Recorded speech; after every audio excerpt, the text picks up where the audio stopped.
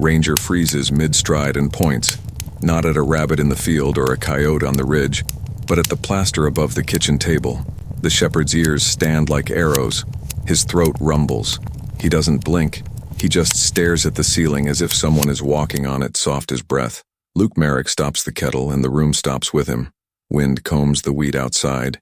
It hisses against the screen. Coffee scalds to a dark clove smell he barely notices. Ranger keeps pointing, tracking something unseen with the patience of a wolf. A single thud trembles through the rafters. Small, but wrong. Not the dry pops old houses make when the sun goes to work on their bones. A deliberate sound. The dog's hackles rise like wire bristles. He gives one short surgical bark that puts needles in Luke's skin. Another sound follows. A shallow scrape, the whisper of wood on wood. Then nothing. The house holds its breath and waits for him to move. The attic hatch sits over the hallway like a stubborn lid. Nobody has gone up there since his father's funeral. Dust seals itself to the ladder chain. Spider silk stitches the frame like a warning. Luke fetches the flashlight he trusts more than most people. The metal is cold and nicked from years of stubborn bolts and stray nails. He tugs the cord. The hatch refuses. The second yank loosens something, and the door sighs down with a smell of old paper and mouse leavings. The ladder complains under his weight. Ranger quivers below, pupils wide as if he's watching his man cross thin ice. Up there, light falls like a coin through dust and old air, catching on a field of joists and boxes with names he doesn't say aloud anymore. The beam drifts across his father's navy trunk, a jar of screws, a crate of albums whose faces never age. Then Luke sees the thing that recalibrates the room. Footprints. Clear ovals stamped in the powder, fresh enough that the edges are sharp. They lead from the hatch to the far slope of the roof where the planks look a shade newer. Each print ends at a strip of plywood that doesn't belong. 4 boards laid not quite flush. The nails too clean. The seam too careful. Somebody has been up here. Somebody has been working. He crawls closer, listening to his own breath ride the beams.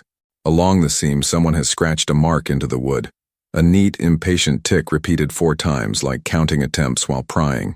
Whoever came here tried to open something, or hide it. They might still be close. Luke eases a glove under the plank and tests the edge. The board lifts a fraction and settles with a cluck that sounds loud as a door slam. Ranger whimpers, and Luke thinks he hears another sound behind the wall. The lightest tap, as if a knuckle tests a boundary, as if a patient hand maps a way back in. He kills the beam and kneels in the hush, feeling the house press against his ears. The roof ticks. The wind shifts and brings the smell of distant rain. Somewhere under him, pipes knock like a muffled warning. He imagines a stranger in the yard, a truck idling on the road, an eye at a window that used to be safe. A feeling moves through him like cold iron. The past is not done here, and it has a key. He slides back to the hatch, lowers himself until his boots find the last rung, and pulls the door tight. He looks at Ranger. The dog looks back, steady and certain. The ceiling is no longer just a ceiling. It is a door, and something on the other side is awake. The air holds its breath. Time seems to lean forward, listening. Every small sound lands like a stone in water. Somewhere a hinge remembers old weight. Dust turns in the beam like slow snow. A heartbeat counts the shape of the room. The house waits, alert and solemn. Silence stretches, thin as wire. Every board keeps its secrets. The moment sharpens to a point. Luke Merrick's farm wears winter even in June. Paint long wind-burned to raw wood. A tractor with more habit than horsepower. The barn roof patched with license plates and prayer. He is the last Merrick on the last 60 acres of a county that has learned to live without men like him. The bank will not wait. The rain has. The years have. He tills by rhythm more than belief, the way an old hymn keeps feet moving when the heart will not. Mornings begin with the hush of dew and the scrape of a shovel. Evenings end with Ranger's chin on his knee and the ticking of a cooling engine. The house holds 4 generations of sighs, the bright ones that follow laughter and the heavy ones that settle after bad news. On the mantel, a box of his father's watches, none telling the right time anymore. On the table, a ledger whose numbers bite. 30 days. The figure at the bottom is a hill no mule could climb.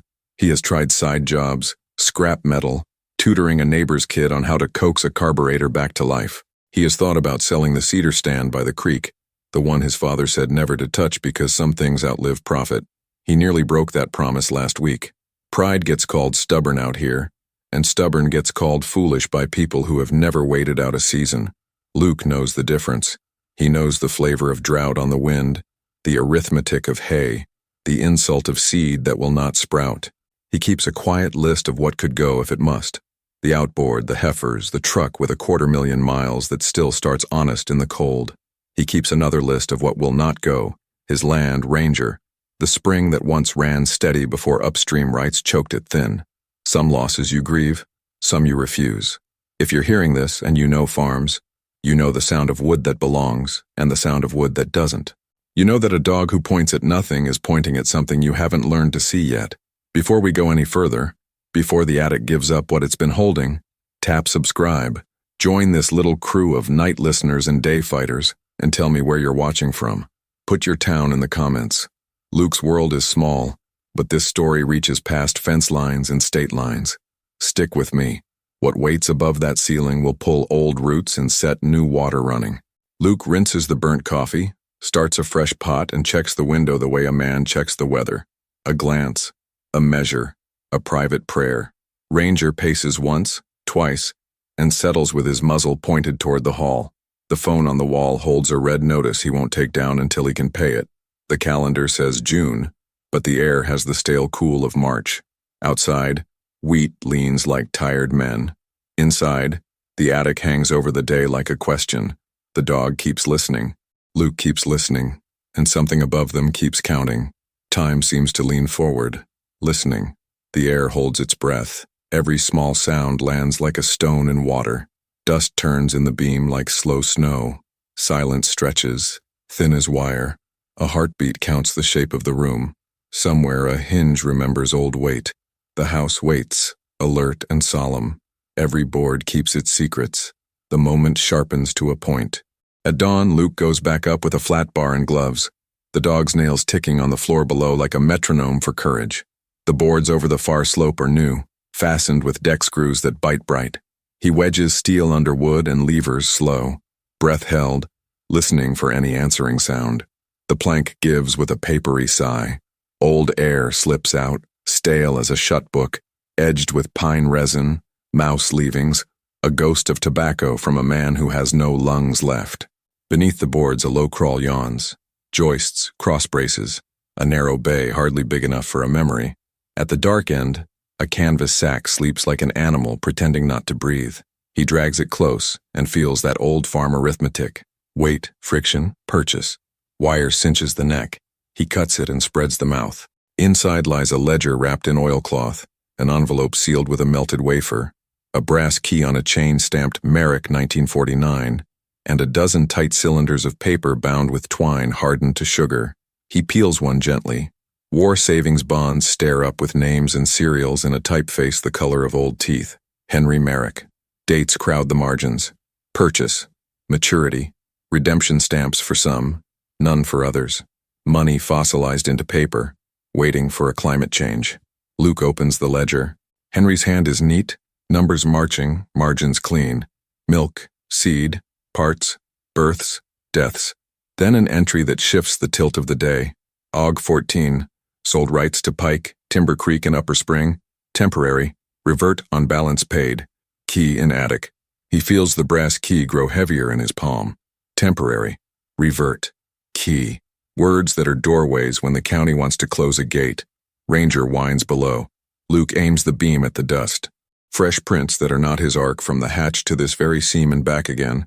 Shallow heel, narrow toe, size smaller than his. Along the plank edge, 4 tight scratches mark an impatient count. Someone tried to open this, failed, and promised themselves to try again. The air up here holds the echo of a breath that is not his. His skin tightens as if the house had just whispered his name. He repacks the sack, slides it deeper, lays the boards back, and screws 2 corners for show. The key goes in his pocket. He steps down and seals the hatch, then stands in the hall until his heart slows. Coffee refills the kitchen. Ranger's eyes never leave the ceiling. Luke calls June Harper at the county paper because June knows how to hold a match to truth without burning down the house. He calls Sheriff Clyde because Clyde is fair when no one is brave. He calls Pastor Elgin because some papers require witnesses who can speak both to men and to God. June arrives with a camera and a scanner that hums like a bee. She photographs the ledger, the bonds, the addendum folded inside the envelope, stamped, sealed, notarized. The language is surgical. Temporary conveyance of timber and water rights, contingent upon payment in full within 5 years. Failure to remit balance reverts rights to grantor. Key to chest equals proof of claim. The brass key glints like a small sun. June's eyebrows climb. If this holds, it moves more than water, she says. It moves stories people like to tell about who owns whom. Clyde studies the scratches around the boards and the print pattern. They've been up here already, he says. They'll come back. Lock what you can and copy what you can't. He takes a photo of the block-printed threat Luke found later that afternoon. Go back to your dirt. The past is past. Attics fall through. Left on the kitchen table while Luke was mending a fence line the wind had bullied. No signature. Ink bled a little like a guilty conscience. That night the sounds turned bold. Not shy ticks and hushed scrapes. Steps. Measured. Testing. Right above the hall. Luke lies dressed, boots on the rug, flashlight in his fist and crowbar under the bed. Ranger a coil of alert muscle. The first screw squeals. The second chirps. He is moving before fear can make a speech. The hatch rope stings his wrist. He heaves the door and shoulders through dust. The beam slashes. A figure crouches at the seam where the boards meet, gloved, hooded, breath clipping the mask. He twists, sees light, bolts. Luke recognizes the shape by the arrogance in the scramble more than the face. Mason Pike, nephew to Warren, a man who has mistaken family name for deed more times than the county can count. Mason dives where a board is already loosened over the linen closet, drops through drywall like a stone into water, and runs rattling through the back porch into the night. Ranger's paws drum the yard. The truck on the road revs once and fades. Luke stands in the attic, lit fog turning with his breath, and feels the old house lean toward him as if to say, decide. He moves the sack, hides it where only Ranger sees, lays boards, drives 2 screws, sets 3 traps that only a thief will find with his knees. Then he sits at the table in the quiet with the ledger open to August 14th and reads it until the ink becomes a road he can walk down with his eyes closed. By noon the next day, the drone arrives. Sleek as a wasp, nosy as a cousin. It hovers over the barn, over the roofline, over Luke's hat as if counting his hairs. He waves it away and it comes back like a thought you cannot refuse. June writes. Clyde patrols. Pastor Elgin prays slow, the way farmers water fields. The mailbox coughs up a letter on paper thick as arrogance. Pike Holdings, Ltd. Offer to settle. A number that could pay the bank, paint the barn, and buy quiet at the cost of the spring forever. Luke folds the offer in half and in half again until it can hide under a paperweight made from a creekstone he cannot sell. He drives to the courthouse with June, where county ledgers brown as tobacco leaf do not deny what they remember. 1954 shows a partial payment from Pike, then a blank winter where the balance should be. June finds the clerk who logged those years, Mr. Lyle, arthritic and exact. Lyle peers at the addendum through glass thick as pond ice. We kept a twin key in the cabinet, he says. 2 keys, 2 signatures, 1 chest. Your granddad brought his back when the balance never closed. Said he'd hold his until the day the Pikes paid or his line dried up. Looks like your line held. When they return, a white shirt and a golf tan stand in Luke's yard. Warren Pike smiles with his teeth closed. He speaks condolence like a language. He slides a new offer across the hood of his truck. Number bigger, smile smaller. Luke does not touch it. The spring reverts, he says. Warren's gaze cools a degree. Careful what comes up when you stir water, he replies, and leaves tracks that pretend to be dust. The 6th night they do not skulk. They break. 2 men, Mason and a broad-shouldered cousin with a scar that tugs his lip, wrench at the boards, ripping screws, spitting laughter. The sack yawns. Bonds flash pale. Luke's rope yanks the ladder with a whip crack and Ranger becomes velocity. Teeth meet forearm. Tools scatter. Drywall gives under boot and the cousin falls through into the bathroom in a blizzard of tile. Mason's legs tangle in the hatch chain like a fish in nylon. Luke's voice is quiet and iron. Put it back, he says, and the house hears him. Time seems to lean forward, listening. The air holds its breath. Every small sound lands like a stone in water. Dust turns in the beam like slow snow. Silence stretches thin as wire. A heartbeat counts the shape of the room. Somewhere a hinge remembers old weight. The house waits. alert and solemn. Every board keeps its secrets. The moment sharpens to a point. By morning, the story is no longer only Luke's. June's column names no names but draws a clean outline anyone in the county can recognize. Sheriff Clyde files the reports, photographs the pry marks, collects the hooded sweatshirt Mason lost to Ranger's teeth, and sends the threat note to a lab 2 towns away. Pastor Elgin organizes a prayer breakfast that looks suspiciously like a strategy meeting. Men who never liked the Pike's grin shake Luke's hand at the co-op and buy him coffee, with the quiet relief of witnesses who've waited years for someone to say no. Warren counters with daylight charm and nighttime pressure. The charm arrives as a community statement about respecting lawful agreements and the importance of neighborly harmony. The pressure arrives as a second drone, a lawyer's letter that equates tradition with ownership, and 2 men loitering by Luke's fence line with eyes that measure what they don't own. June publishes the addendum now that the clerk has affirmed its provenance. She interviews Mr. Lyle on record. His voice cracks once when he says, "We used to think a stamp meant something." The county leans forward over breakfast tables and phones. Luke does what a man does when the river rises. He braces. He moves the sack again, this time into a safe. He bolts into a kitchen wall cavity behind a sheet pan that looks comfortably greasy. He copies everything twice. One set with June in her newsroom safe, one set in a lockbox at the church under a quilt no thief would unfold.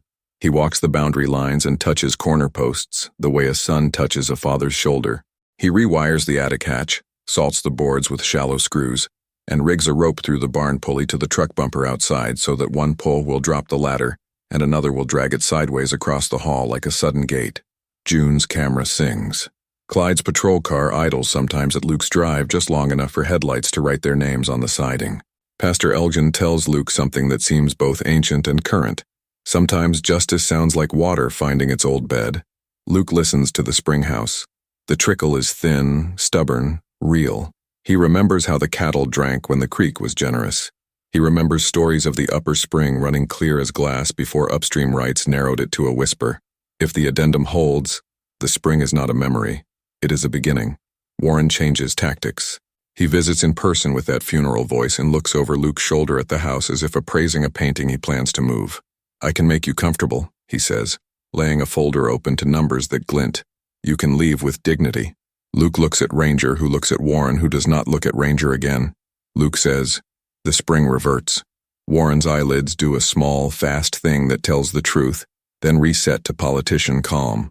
"Careful," he says. "Water carves where it will."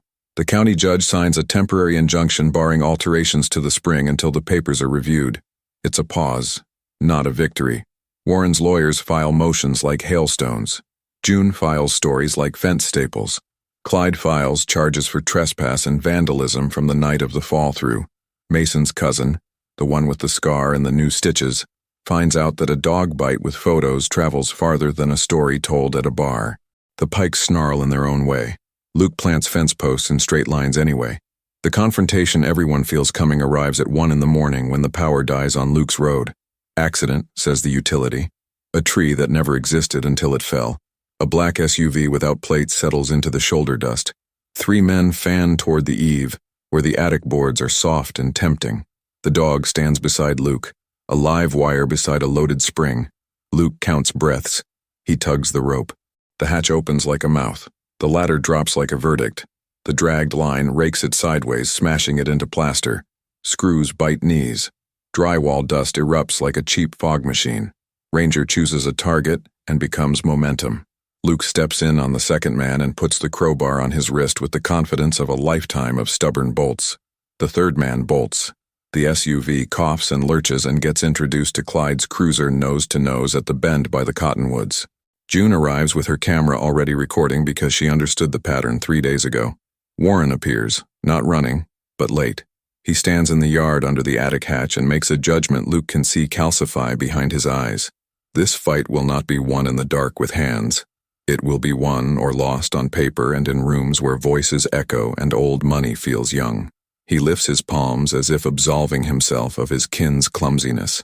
"You set traps," he says, moral outrage rehearsed. Luke answers, "I fixed what was broken." The house seems to agree. June's coverage blooms beyond the county line. Old-timers bring forward boxes where documents nap. A woman named Bernice, whose father once hauled timber with Henry Merrick, produces a receipt book that shows partial payments from Pike, a pattern of starts and stops that never reached a finish. Mr. Lyle finds the second key in a rusted file cabinet, taped under the top drawer, right where his younger self hid it because he did not trust the man who asked about it in 1955. 2 keys, 2 signatures, 1 chest. The symmetry carries a weight the judge can lift. Meanwhile, pressure escalates. Someone shoots out Luke's mailbox. Someone rattles his gate at 3 a.m. Someone leaves a bucket of dead fish on the porch with a note that says, "Water finds its level in the same block hand as the attic warning." Clyde installs a game camera in the locust tree. The pictures capture a hat brim, a jaw, the edge of a license plate. Enough for a complaint. Not enough for bail denied. Warren's polite smile frays. Mason's bravado curdles. Luke's land answers with small mercies. A storm that was supposed to split around his county decides to gut itself over his pasture. The rain is short and hard, and for 1 clean hour the springhouse hums. Luke and Ranger walk out with flashlights and watch the trough fill smooth as poured glass. Luke puts his hand under the pipe and tastes grit and metal and something like hope. Ranger drinks, looks up and sneezes. The sound makes Luke laugh out loud in a way he has not done in months. A man returns from that kind of laughter taller. The hearing arrives. June sits first row, notebook open, eyes bright. Clyde testifies without embroidery. Mr. Lyle unspools names and dates from a brain that still keeps ledgers better than people. Bernice holds her receipt book like a Bible. The Pike lawyer objects to everything that breathes. The judge listens, then reads. He leans on words that mean doors. Contingent, revert, conveyance, key. He looks at both keys on the table and says, "Sometimes the past is not a ghost. It is a contract." He signs an order maintaining the injunction and setting a schedule for a full review. Warren smiles thin as wire and shakes Luke's hand for the cameras. His grip is warm. His eyes are not.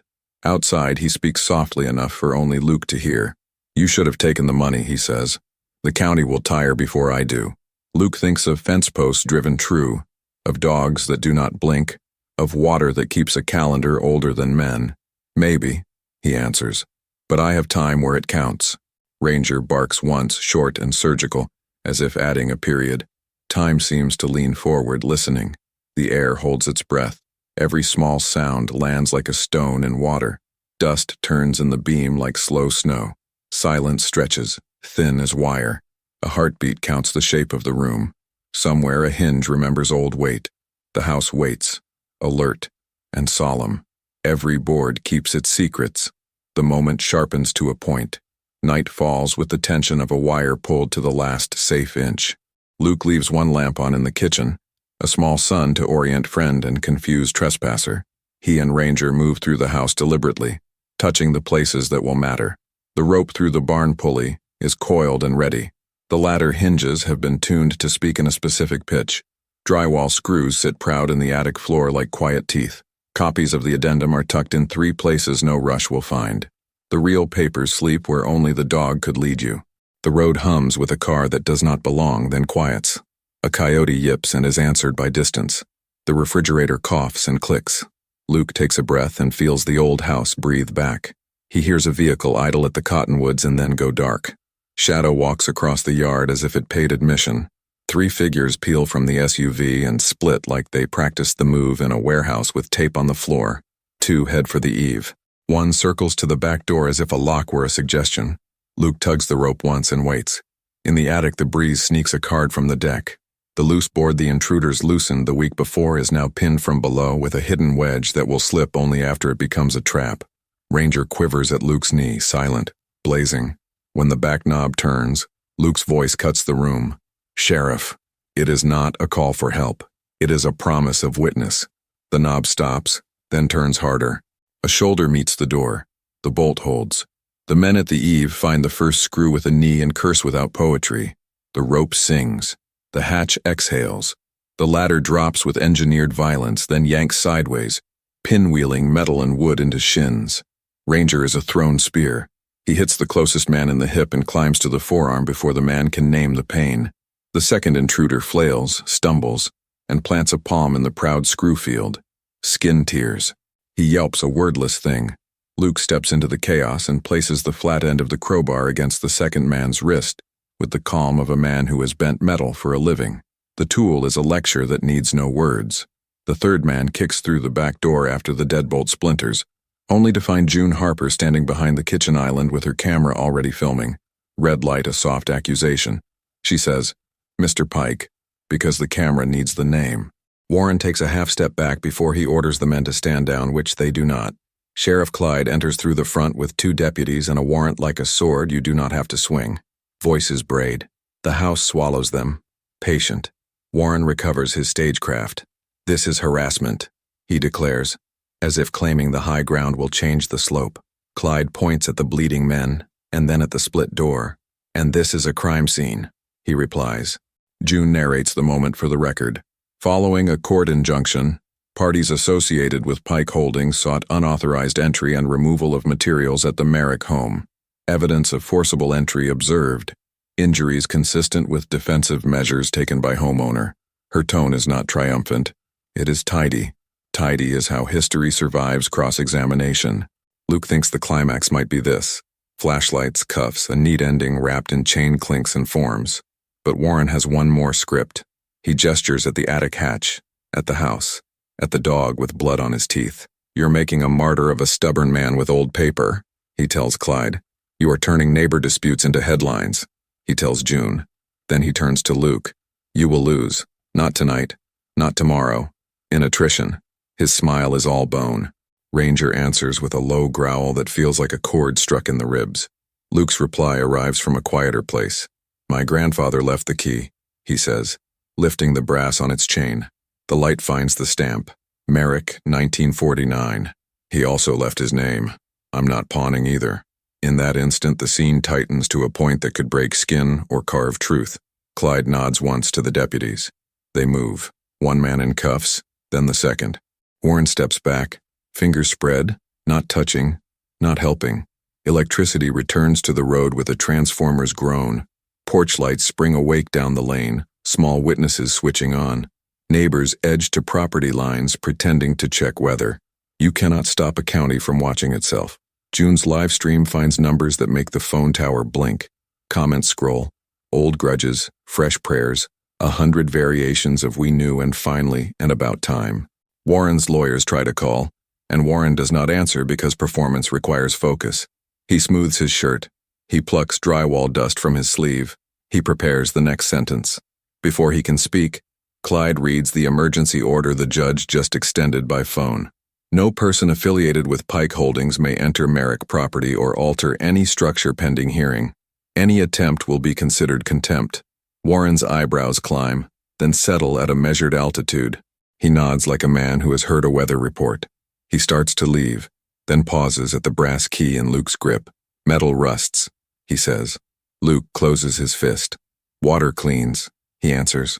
Clyde escorts the cuffed men out. June lowers the camera but keeps it ready because she knows stories have last pages and then epilogues that refuse to behave. Luke sets the ladder right, resets the hatch, and feels the remarkable relief of a house that is, for the first time in a week, only a house. He kneels beside Ranger and checks the dog's gums, the pads, the eyes. Ranger licks blood from Luke's knuckles with an intimacy that feels like oath-taking. The taste is salt, iron, and something like victory that knows better than to crow. Outside, dawn begins its quiet project under the horizon. The creek keeps talking to stones. The spring that has been choked thin for years answers the night's rain with a steadier thread. Luke and Clyde and June walk to the spring house together. Not because ceremony is needed, but because endings require witnesses. Mist beads on the cedar boards. The new pipe hums a little with pressure. Luke opens the spigot and watches clean water fall into a galvanized pail. It smells like cold pennies and granite and mornings from his childhood. He drinks. He passes the pail to Clyde, who sips and coughs and grins. June tastes and makes a face and laughs. A text from Mr. Lyle arrives with a photo of the second key shining on his kitchen table next to a cup of tea. The caption is 6 words long. 2 keys, 2 stories, 1 truth. Luke replies with a photo of the pail, and no words at all. Some answers do not need grammar. Warren watches from the road for a long time before he drives away, calculating losses, drafting new angles, promising himself that rocks wear down no matter who owns the river. He is not entirely wrong. He is no longer entirely right. That morning, Luke pays the bank. Not everything. Enough to stop the red ink from shouting. Enough to let a man sleep with his boots by the door for comfort, rather than necessity. He orders tin for the barn and posts for the south fence. He calls a well man, not because he trusts wells more than springs, but because redundancy is a kind of prayer. He places the brass key on a nail by the kitchen window, not as a trophy but as a compass. He scratches Ranger's chest and says, "Good work," and Ranger accepts the praise like wages paid. The county exhales. The headline fades to the second column, but the creek keeps a steady conversation going, and Luke keeps listening with the patience of someone who has heard worse news and survived.